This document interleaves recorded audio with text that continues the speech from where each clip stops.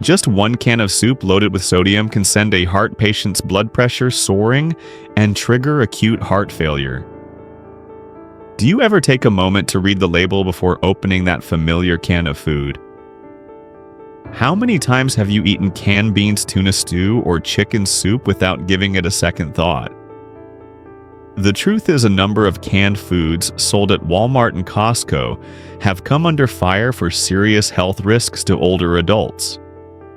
We are talking about everything from tiny bits of metal in canned chicken, to mixed vegetables contaminated with foreign matter, to so-called healthy soups with more sodium than a fast food meal.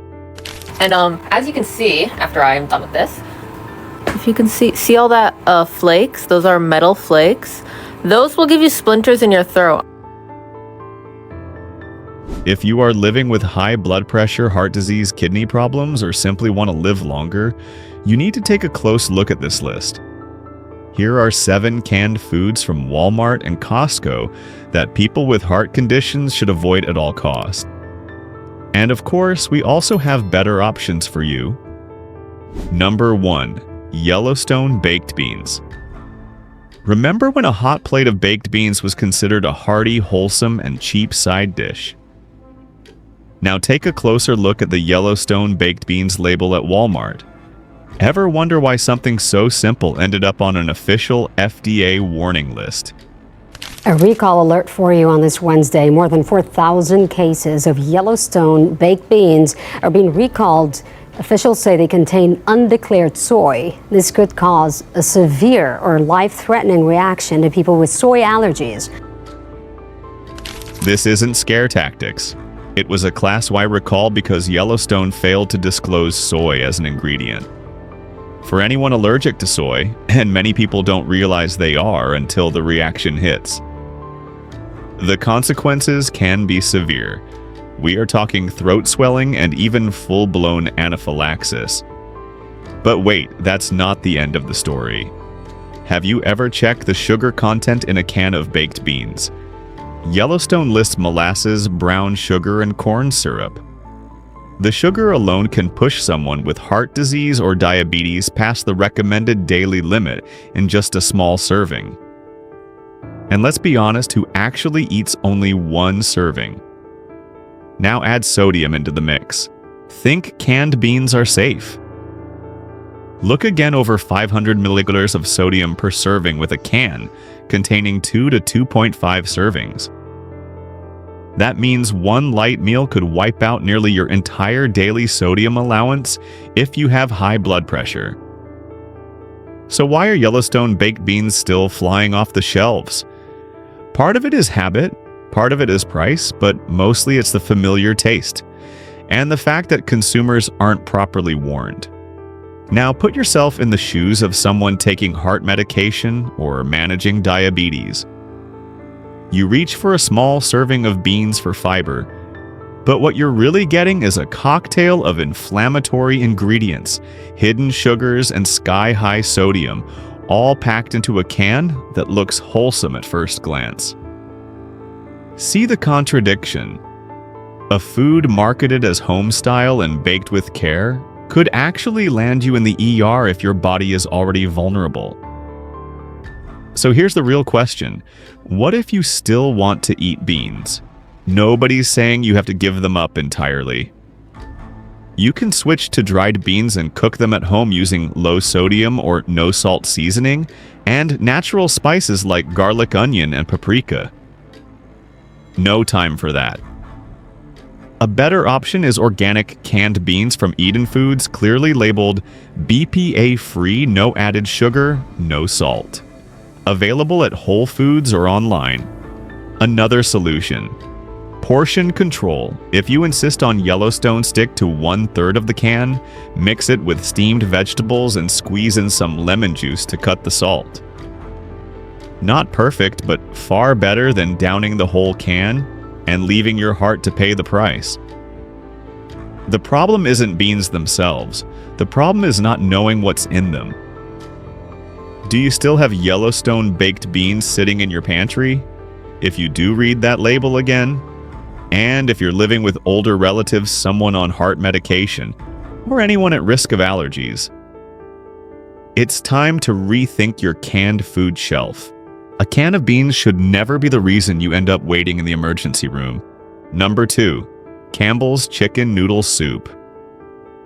Labeled classic, stamped with the words "great for cooking," sold in every Walmart and passed down from grandparents to great-grandkids. Campbell's Chicken Noodle Soup is more than just a meal. For many, it's a piece of memory. But just like certain memories, some of them are better left in the past. Have you ever added up the sodium in a single can of this soup? If you only glance at sodium, 890 milliliters, you might think not too bad. But look closely at the fine print 1:2 cup per serving. With over 2.5 servings in one can if you heat up the whole thing for a meal. Which most of us do. You're taking in close to 200 to 300 milliliters of sodium. That's the full daily limit for someone with heart disease, and that's just the salt.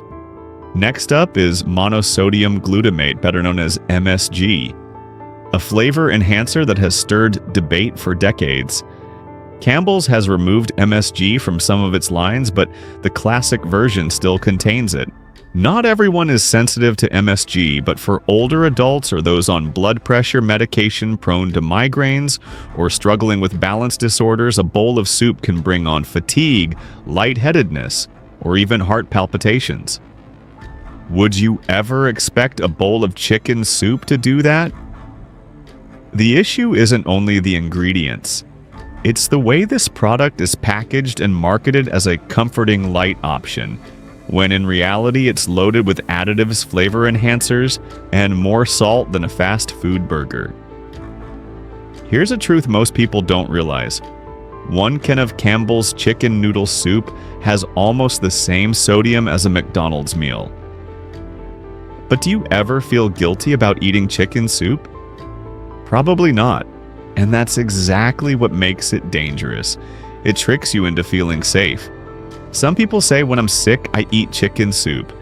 And that's fair, it's a natural reflex. But what chicken soup are we talking about? Campbell's standard version wasn't made for someone weak or recovering. It was made to taste good instantly and to last on the shelf. If you actually need a better option, try Pacific Foods' organic chicken soup, which has no MSG and far less sodium.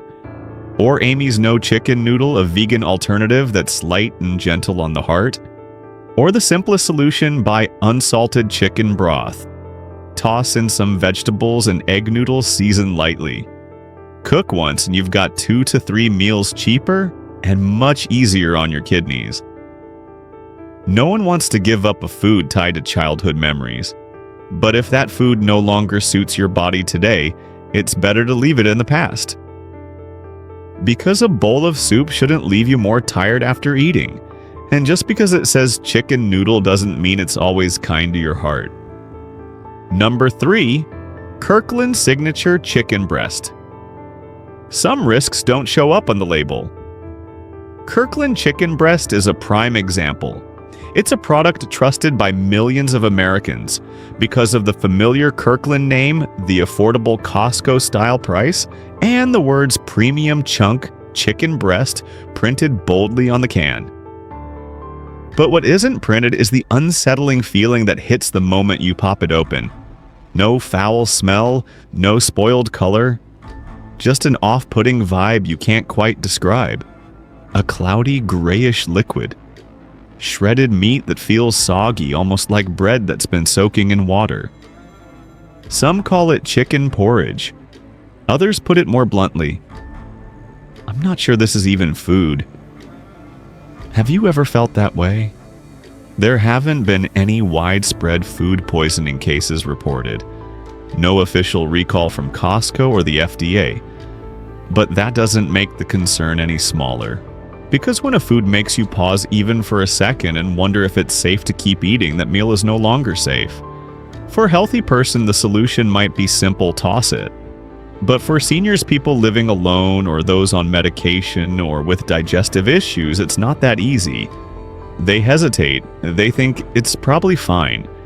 And in that moment, they trade safety for habit. One customer review put it this way: "I opened 2 cans in a row. Both had a faint smell and weird texture. I'm not sure if it was shipping or the packing process. But after that, I stopped eating it altogether." The problem is not everyone reacts like that. Some keep eating. Some reheat and add spices to mask the flavor. That's when risk quietly builds up without anyone noticing. There's no clear evidence that every can is low quality, but there's also no guarantee that every can is safe. And with canned food, it only takes one bad can to cause real harm for someone with a weakened immune system. The answer here isn't about boycotting. It's about not treating a familiar brand as a shield of safety. And if you still need canned chicken, go with brands that have clearer sourcing and stricter standards like Wild Planet or Trader Joe's Organic, or switch to frozen cooked chicken from Perdue. Simply smart. It's easier to monitor, easier to cook, and not dependent on a can. You can also prep your own boiled shredded chicken divided into small portions and freeze it. Do it once and you've got meals for the whole week. Fewer surprises, fewer risks. Convenience is everyone's choice. But convenience shouldn't come with unease the moment you open the lid. If you've ever stopped mid-meal wondering whether to keep eating that Kirkland canned chicken, the answer is probably already clear. Number 4. Geneva tuna. Canned tuna has always seemed like one of those absolutely safe foods. Light high in protein, low in fat. Perfect on bread tossed into a salad, or eaten straight from the can. But have you ever wondered why more and more people are starting to avoid canned tuna Geneva? A brand considered more premium than names like Bumblebee or Great Value has recently been at the center of debate for a reason. Few expected the risk of botulism from faulty can sealing. Over the past 2 years, several batches of canned tuna in the US, including Genova Trader Joe's and Van Camp's, have been flagged for not maintaining a proper vacuum seal, which can allow botulinum spores to grow. Botulism is one of the deadliest foodborne illnesses capable of causing muscle paralysis, difficulty breathing, and even death if not treated in time. Would you ever imagine that a tiny can of tuna sitting in your pantry could pose the same level of danger as a deadly lab-grown bacteria? Unlike common concerns such as odor preservatives or high-sodium botulism, has no smell, no color, no taste. That means you won't know you're in danger until your body starts reacting. For healthy adults, that's already scary. For seniors, people on immune-suppressing medications, or those with chronic conditions, the consequences can be devastating. Some might say, my can is new, not expired. But are you sure it isn't slightly swollen from gas buildup? Are you certain the lid isn't bulging even by a few millimeters? Many consumer reports show people miss these subtle warning signs simply because they never imagined canned tuna could be that dangerous. Geneva isn't the only brand at risk, but their heavy marketing around extra virgin olive oil has lulled many into blind trust, distracting from the most basic issue: safe packaging. And even if contamination isn't a factor, there's another concern with canned tuna, especially yellowfin. And that's mercury. The FDA clearly advises that pregnant women and older adults should limit canned tuna to less than once a week. But are you really following that guideline or just reaching for tuna because it's convenient? If you still need canned fish for quick meals, choose vacuum-sealed pouches instead of metal cans to reduce the risk of botulism. Opt for smaller fish like sardines or mackerel, which carry much lower mercury levels. And if you do stick with canned tuna, open it soon after purchase, don't store it too long. And always inspect the can's shape carefully before eating. You might be thinking, I've eaten canned tuna all my life and I've been fine.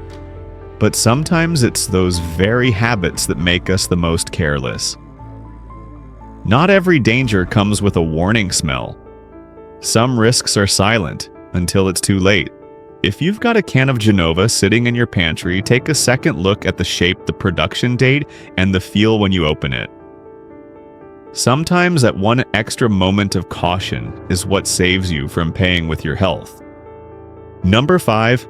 Chef Boyardee Beef Ravioli. It's hard not to be tempted by a steaming bowl of ravioli soft beef, filling and rich tomato sauce that takes only minutes to heat up. For many middle-aged and older Americans, this was once the go-to choice for a quick and easy meal on those tired days when cooking felt like too much. But ask yourself this: if a food really takes the edge off hunger, but also makes your digestive system work overtime, raises your blood pressure a little, and leaves you strangely wiped out a few hours later, is it really worth keeping in your pantry? Chef Boyardee Beef Ravioli isn't bad when it comes to taste. The problem is that it's an ultra-processed product with a meat filling that's hard to even identify. According to the ingredient list, this meal contains more than 35 ingredients, many of which the average shopper would have no way of understanding. One of the most controversial is textured vegetable protein, a soy-based filler used to mimic meat boost texture and cut production costs.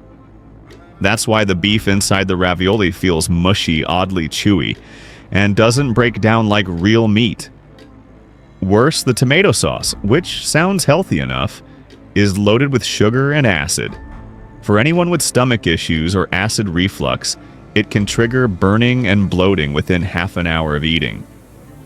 But what's most concerning are the preservatives, sodium benzoate and caramel coloring, both flagged by the FDA for controlled use due to their link to oxidative stress and added strain on the liver. Plenty of people have noticed that after eating Chef Boyardee, they feel sluggish, unusually thirsty, and in some cases even experience mild heart palpitations. Yet the can is still widely sold, boldly stamped with "made with real beef," even though most of its weight comes from flour, artificial protein, and additives. The bigger problem is how it's eaten. Most people pop open the can, dump it into a bowl, microwave it, and dig in. No label check, no stir, no second thought. And because it's a familiar face from younger years, people tend to trust it without ever questioning what's inside. If you really want stuffed pasta that's convenient, go for high-quality frozen options with clear sourcing or organic ravioli from Whole Foods or Trader Joe's. No fake protein, no artificial coloring. Or better yet, make a batch of vegetarian ravioli yourself, freeze it, and steam a portion whenever you want. One cooking session can last 2 weeks, and most importantly, you'll know exactly what you're eating. A can of ravioli shouldn't leave you bloated and drained for the rest of the day. And if the so-called beef doesn't even resemble real meat, can you really expect your body to handle it any better? Familiar doesn't always mean safe. Sometimes it's exactly that familiarity that leaves us most vulnerable. Number 6. Great value mixed vegetables. Many of us grew up watching our mom or grandma open a can of mixed vegetables to make soup, fry up some rice, or warm as a simple side for dinner. And in times when grocery prices keep climbing, a can of mixed veggies for just over $1 sounds like a bargain that's hard to beat. But if you take a closer look at the label on Great Value Mixed Vegetables, Walmart's main store brand, you'll see this isn't just vegetables. It's a blend of low-cost and stripped-down nutrition. Did you know that one can of these mixed vegetables contains over 300 millimolars of sodium per serving, with nearly 3 servings per can, finishing the whole thing? Something many older adults do when eating alone. Means taking in almost a quarter of the daily recommended sodium in one sitting. High sodium is one issue, but there's more. Canned vegetables are typically processed under high heat and preserved with citric acid or calcium chloride, which strips away most of their natural enzymes and vitamins. A USDA nutrition survey found that canned vegetables can lose up to 40% of antioxidants and more than 60% of B-complex vitamins. In other words, what looks healthy on your plate is often just lifeless fiber with very little left to give. Some people say vegetables can't be harmful. True if they're fresh or at least frozen with minimal processing. But with cheap canned vegetables, the bigger concern is something most people overlook. BPA in the can lining. Great Value does not guarantee that all of their canned vegetables are BPA-free. BPA, the same chemical banned from baby bottles years ago, is still used in many low-cost cans to prevent corrosion.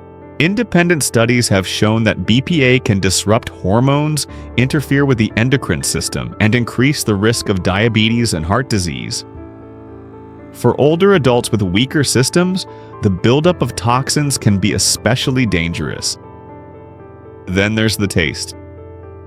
Many users on forums and Reddit have noted that Great Value canned vegetables often have a faint sour smell, a strange metallic or powdery taste. Yet people still eat them, telling themselves it's probably fine. That mindset of probably fine is exactly why the risks keep piling up unnoticed. So if not these canned vegetables, what's the better choice? The simplest swap is frozen vegetables. Still inexpensive, but far more nutritious and without added preservatives. Brands like Bird's Eye or Cascadian Farm offer frozen mixed veggies with no added salt and no BPA risk. If you really prefer canned, choose ones clearly labeled no salt added and BPA free, and rinse them thoroughly in warm water before cooking to wash away some of the sodium and chemical residue. A can of vegetables should be something that helps you stay healthy, not something that makes you check your blood pressure after dinner. Food should never be defined only by its price tag, especially vegetables. The very thing we think of as a safety net, but that in this case may be quietly wearing down the body day after day. Number 7. Dinty Moore Beef Stew.